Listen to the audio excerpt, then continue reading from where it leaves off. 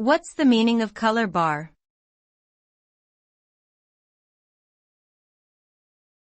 Color bar.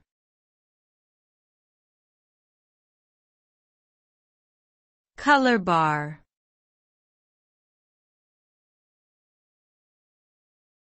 Color bar.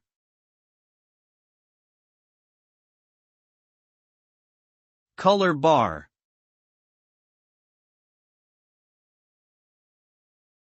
The term color bar can refer to a few different things, depending on the context. One possible meaning is a test pattern used to calibrate the colors on a television or computer monitor.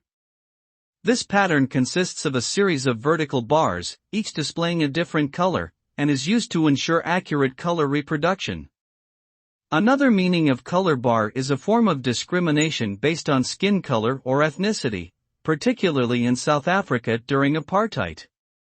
This system enforced strict racial segregation and denied basic rights and opportunities to non-white citizens.